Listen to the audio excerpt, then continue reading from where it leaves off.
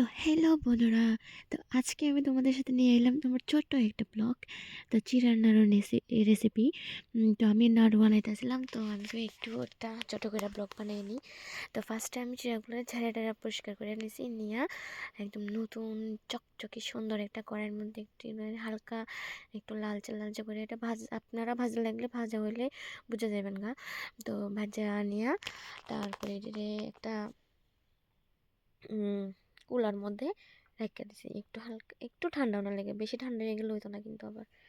তো আবার বেশি ফুরা গেলেও কিন্তু হইতো না। তো এদিকে গুঁড়ি দিয়ে আমি আগে গলায় রাখছিলাম।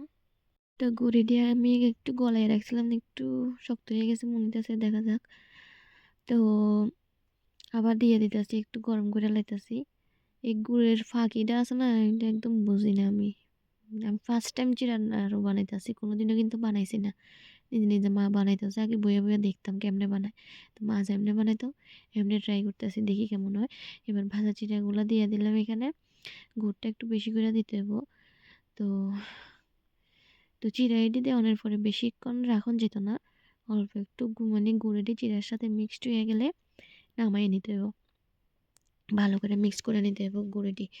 তো আমি হাতা দিয়ে নাড়িয়ে নাড়িয়ে ভালো করে মিক্স করে নিয়েছি, এই যে এখন মনে হচ্ছে হয়ে গেছে গা মোটামুটি। তো একটু হাত দিয়ে ধরে দেখতেছি হয়নি, তো আর অল্প একটু মনে হয় লাগবো। আর একটু টানাইতে হবো, আর একটু টানাই এসে এবার আমি নামাই নেবো এটি, যে এই যে স্টার্ট করে দিছি নাড়ু বানানি।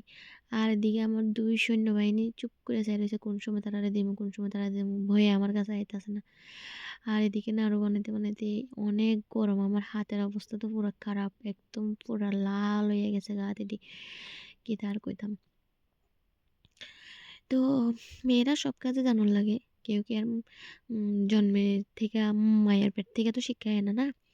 তো কাজ দেখতে দেখতে করতে করতে অভিজ্ঞতা বাড়ে, শিখে মানুষ। তো আমি যদিও কোনো কাজ আমার শিখাইতে হয় না, তো এই যে হাতের অবস্থা পুরা লাল।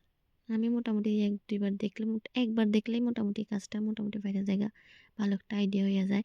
ওইদিকে আবার ট্যালেন্ট ভালো আছে, যে কোনো কাজে রান্না বান্না যে কোনো কিছুই। তো দেখে দেখে শিখে লাইতে পারি, কেউ শিখাইতে হয় না, এমনি করো এমনি করো। এদিকে আমার প্রচুর শোনা মাঝে মাঝে আইতাছে, দেখতেছি কিতা করতেছি আমি। তো অনেকগুলো নাড়ু হয়েছিল।